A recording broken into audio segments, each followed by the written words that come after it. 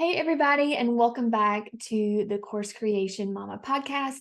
I am your host, Lindsay Bowden, and I have my online business manager joining me today, Emily, and we are going to talk about my worst launch in like 4 years. So, which sounds really terrible, but honestly, it wasn't that bad, and we'll get into that. But according to the data, which is what I look at, the lowest conversion rate that I have seen in 4 years, and kind of what happened from that, the changes that we are going to be making, and all the things. So, welcome, Emily. Thanks for being here. Thank you so much. Yeah. So, just to kind of give you the overview of what we did for this launch, this is for my signature program, Hey Online Course, where I teach people how to create and launch their own online course or membership. And we did our typical launch, which is a challenge. So, we're going to have some episodes in the future about exactly how we launch and our launch plan. But just to give you a quick overview for this episode, we always do a 3 or 4 day challenge. And the challenge part is once they watch a video from me, either live or pre recorded, they have some type of action step.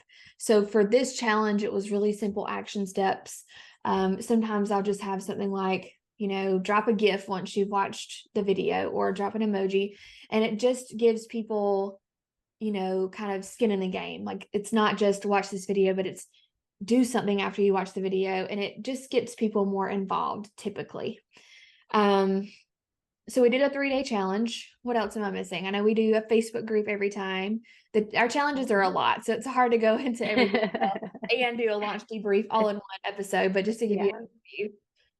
Yeah, so there's a pop-up Facebook group where anyone who's participating in the challenge can go and, like you said, do those action steps so that they can show us they've completed whatever it is you've asked them to do.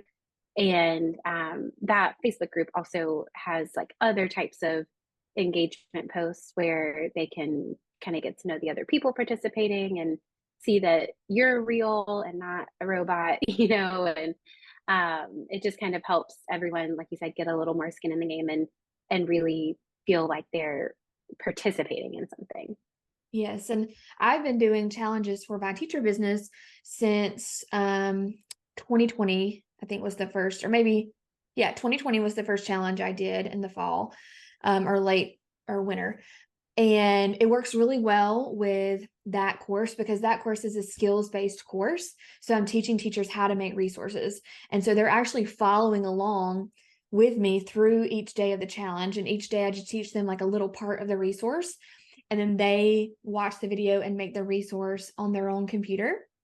And then, the challenge might be show us a screenshot of what you created today. And then by the end of the challenge, they have a complete resource made.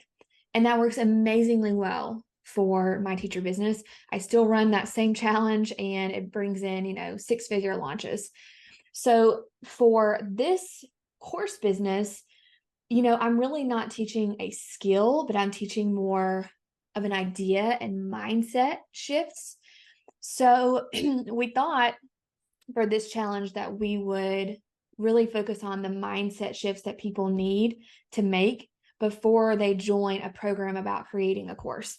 So Emily and I sat down and brainstormed, kind of what are people struggling with before they're ready to commit to a program.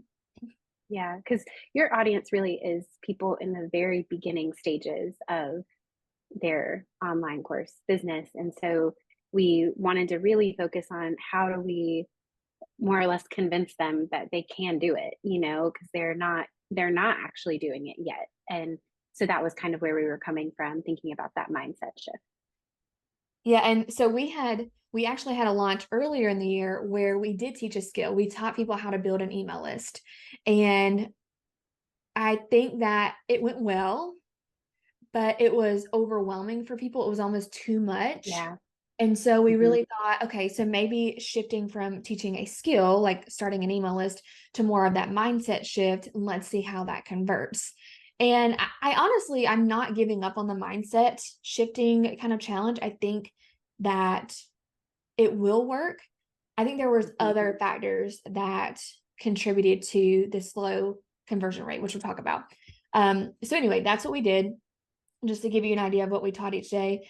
We taught about how to find time to create a course, because that's always a big mindset shift that people need to make. That's always a big limiting belief that people have. I don't have enough time to create a course.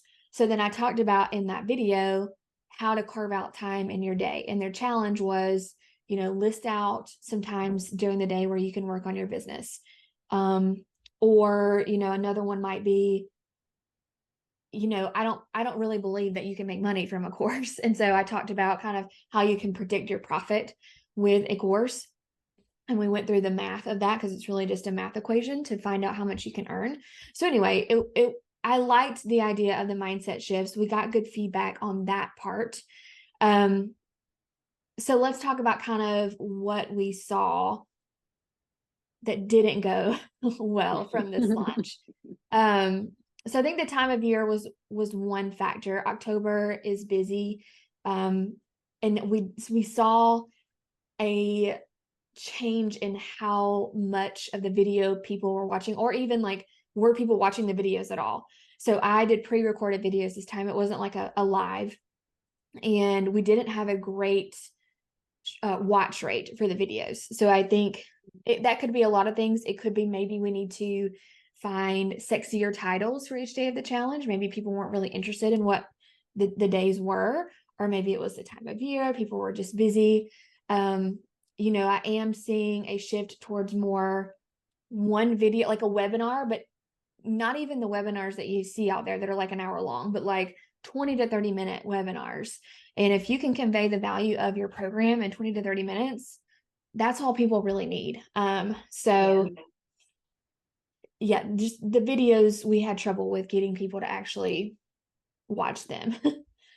And if you can't get people to participate, then you're never going to get them to purchase. Like, they have to see the value in what you're offering before they're going to trust you and give you their money. Right. And this is just something that we're going to continue to test. So I'm not going to say don't do a challenge. I know that challenges still work because I'm doing them in my other business. It's just test and see what works for your audience and your niche. Try a challenge, try a webinar. There's lots of different things that you can test. Try it live versus pre-recorded. I've tried both live and pre-recorded, and I didn't really see a big difference. But some people do. Some people are all about it has to be live because of the energy and all of that, which I get. I just didn't personally experience that. Yeah. It's hard to do live too with all the different time zones and people working, especially with my audience. Most of my audience, they still have a full-time job. So they can't come to a webinar in the middle of the day when I'm working. I'm not going to be doing a live webinar at night because I want to be with my family. So pre-recorded works better for me. Yeah. And you also have people in other time zones, on other continents. Like, there's just no way that even if you were willing to do something later at night, like, then it's the middle of the night for people in the UK, like, so you're never going to accommodate everyone with a live version of what you're doing. So the pre-recorded really is just more flexible for everyone. Right, right. Okay, so now that you kind of know what our challenge was about and how we ran the challenge, let's talk about the data, because I love when people tell me all the data and are super transparent. So we're not going to gatekeep here. So the challenge ran from October 6th through October the 8th. And we had 1,329 people sign up for this challenge. And out of those, 900 people joined the pop-up Facebook group, which is actually a really good percentage. You're never going to have 100 people join the Facebook group, but I was really excited about having those 900 people in the group. You want people in the Facebook group because this is a new group with lots of engagement, and every time they open their Facebook app on their phone, they're going to see your group posts at the top of their feed. So that's why I do a pop-up group. Let's see. I did run ads for this launch to get people to join the challenge, and I spent $5,063.17 on ads. So about $5 per lead, which is not terrible. I've gotten a lot higher, but I've also gotten lower depending on what I'm running the ad for and my niche. So for my teacher business, ads are a lot cheaper than that. For a B2B type business to business, your ad spend is going to be a little more just because you have a lot more competition.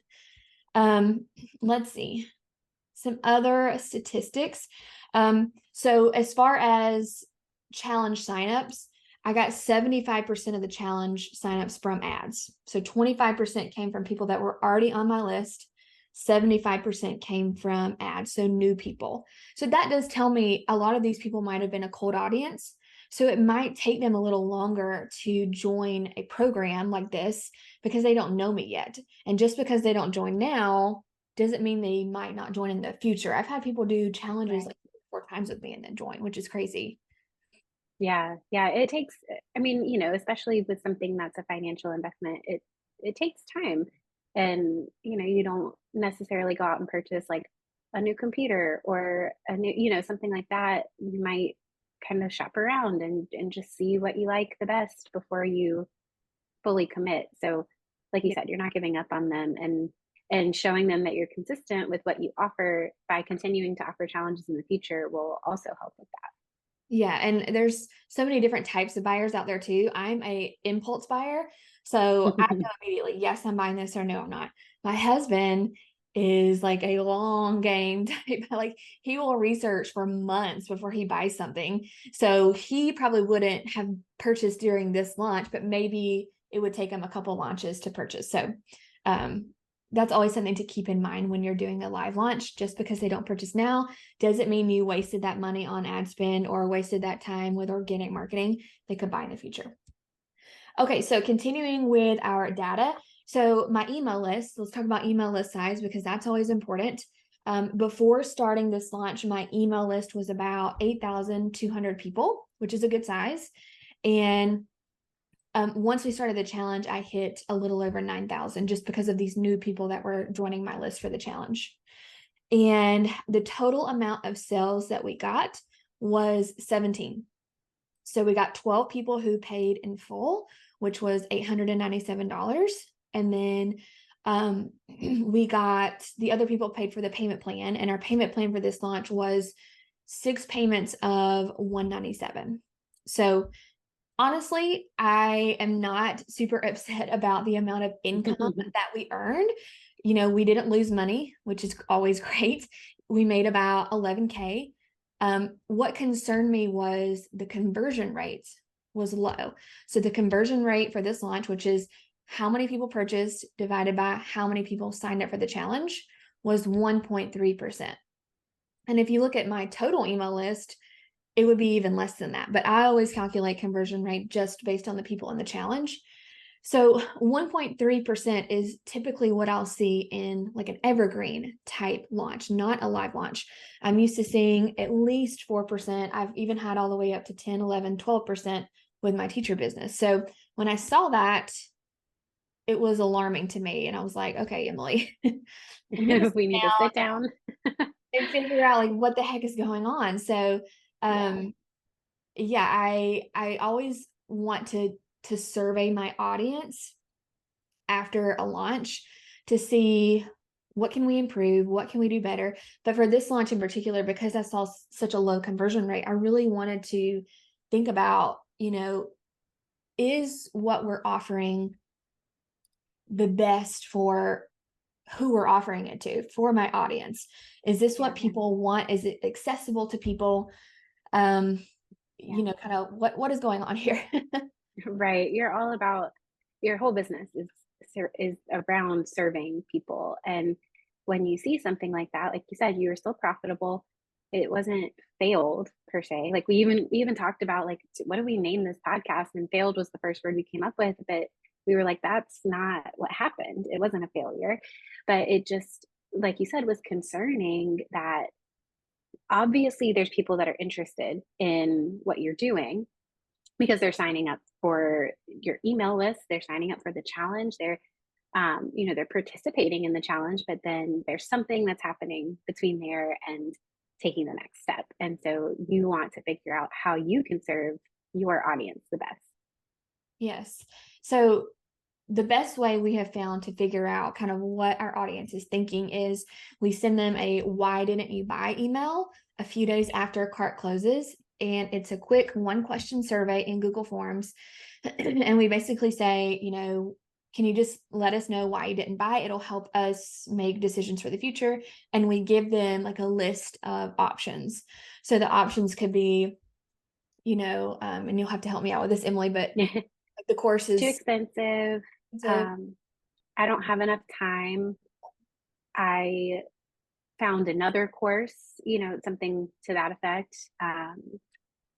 It's too advanced. Too advanced or too easy. Yep. Yep.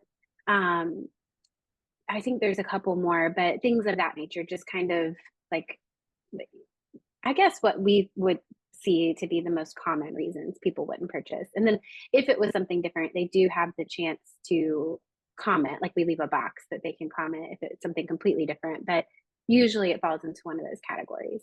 I think we also put time of year, like it's just a bad time of year for me. And we had is like I want to purchase, but maybe in the future. So it just wasn't right now. Right. So that always gives us a lot of feedback, especially when people like leave comments and explain, further what they're thinking. And the overwhelming majority for this launch was the price. People were saying, I literally can't afford this. And we even saw in our group, people were saying, I want this so bad, but my family literally cannot make it work.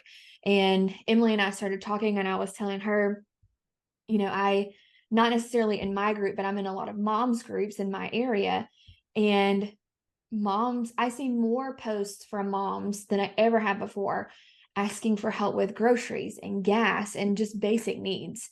So this economy is terrible right now. And to not take that factor into consideration as a business owner seems like a really terrible move, and inconsiderate move. People are literally, that's a really good word. Gas and groceries, or they can't rent, they can't find jobs. So the economy, I knew the economy was going to play a factor into this launch. I just didn't realize like how much until we got that survey back, and I was thinking like, wow, people want this program, they just literally cannot afford it. Yeah, I think it was like 90% of the people who filled it out said that price was a factor. And that's a hefty amount of people saying that. So, like you said, there's just people are having to make choices right now. And most of the choices they're having to make aren't up for debate, Right. They have to buy groceries. They have to. They have to have gas in their car so that they can get to work. And even though, like in particular, this course offers a transformation to where financial freedom is that's the outcome. If you can't bridge that gap, where these are the people we want, the people who are struggling, the people who we know they have something to offer, and we just need to help them monetize it. Like that's who we want participating in this. But obviously we can't ask them to not pay their electric bill this month so that they can, right. It became really, really clear that was something that we had to consider. Yeah. And I see a lot of course gurus who will say, it's never the price, it's the offer. It's your offer isn't irresistible enough. And I think that was true back in like 2020 when people were buying courses like crazy and they had extra time. They probably had extra money from government incentives if you're in the US. And it's just not like that anymore. And I'm not saying that if we kept the price the same, I'm sure we would continue to get sales. But are we really making our program accessible to the people that we want to make it accessible to? And my audience in particular is typically moms who are either a stay-at-home mom, so they don't have extra income, or maybe they have a 9-to-5, but obviously if they're looking for a way to make extra money, then they're struggling with money right now, and they're in the beginning stages of their business, so they don't have other sources of income. So to set a price that is, not reachable for them just doesn't make sense to me business wise. And as like a good person, like to be generous, Yeah. that's what Yeah. I always strive to be is to be generous. And it doesn't seem like the way I structured my program was doing that, I guess. Yeah. So Emily and I sat down and we, kind of read through all the comments. We talked about how we could restructure the program to still give a great transformation while also making it accessible to people. And I really just kept getting this phrase in my head, radical and accessible. And I don't know, it just kept like replaying in my head. I want my program to be radical and accessible. And to me, that meant a radical pricing structure that no one else is really doing. So if you just Google courses about creating a course, you're going to find a lot. And typically they're $1,000 minimum. Some are 2,000, some are 3,000. It depends on, kind of how big that person is, how long they've been doing this. I haven't really seen any less than $1,000. I wanted to do kind of the opposite of that and, really make sure that we were practicing what we're preaching, which is actually helping people with our business and not just trying Yeah. to make money off of people. Yeah. Emily, do you have anything to No, add? I mean, I think that's just been, like you said, it's just been kind of the focus the last few weeks for what we've been doing. And it always comes back to serving, and how you can impact the most people and feel good about it, like you said, if we kept doing everything the same, it's very likely you would still continue to make sales and be profitable as a business, but you wouldn't be reaching nearly the amount of people that you would want to be, or maybe not even the amount, but the audience that you want. Like, you want to help people who were in your situation at one point, where they're trying to find a way to make a change and be able to spend more time with their families and be more generous, like you're trying to be right now. And if you're not getting the right people, then that's not what your business is going to do. And so that's really been the focus. How do we get to the people that we're trying to reach and, be as generous as possible? Yeah. So we really kind of thought about what we wanted to do. I didn't want to just slash the price and keep everything else the same because that isn't fair to the people that have already trusted me and, bought this program. So we Right. really talked about changing the program from a, one-time course purchase to more of a membership model where people are getting monthly coaching calls and more hand holding from us, and they're paying a monthly fee.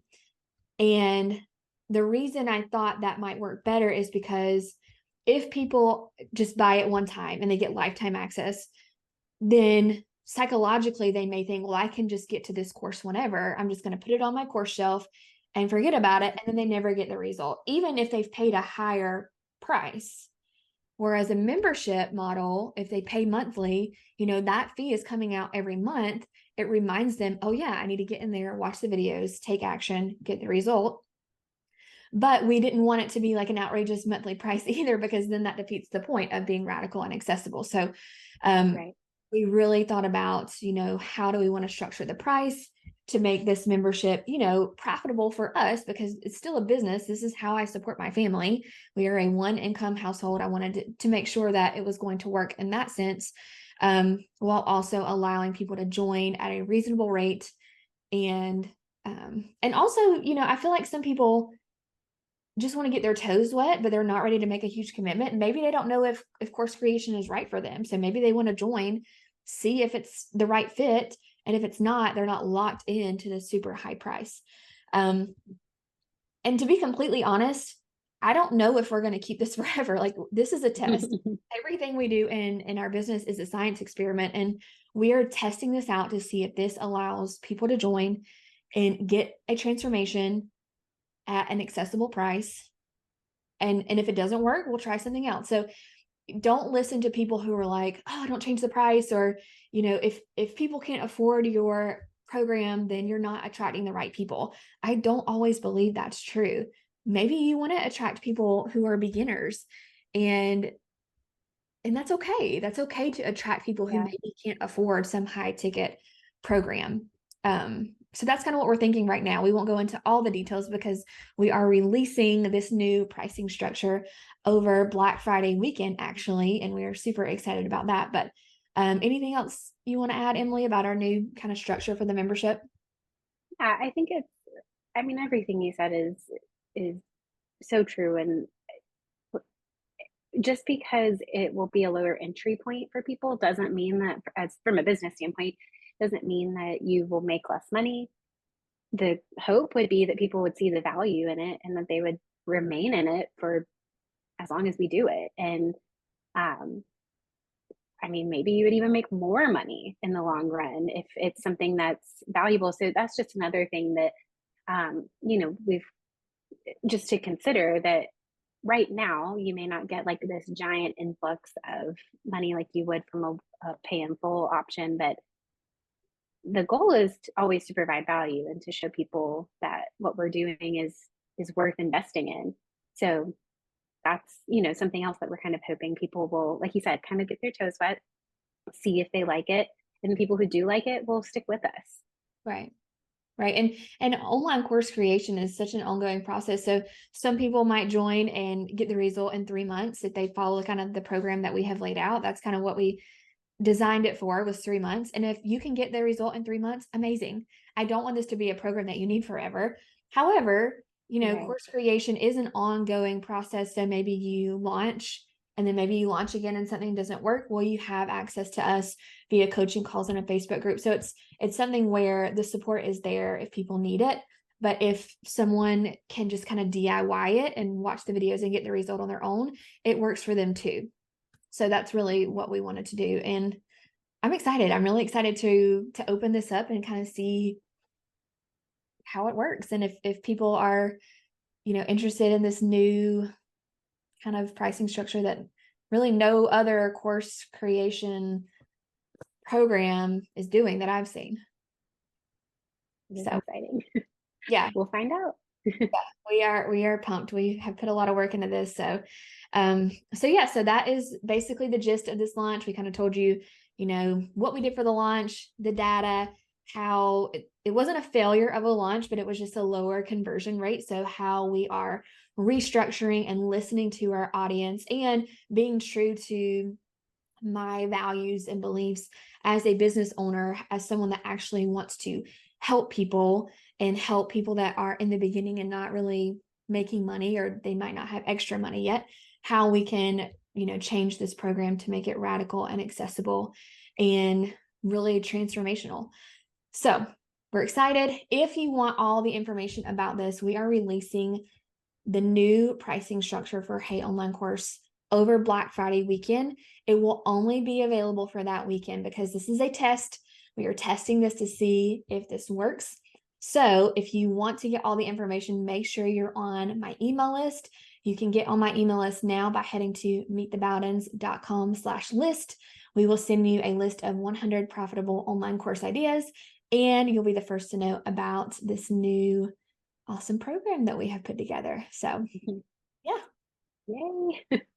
Awesome. All right. Well, thank you, Emily, so much for chatting about the launch.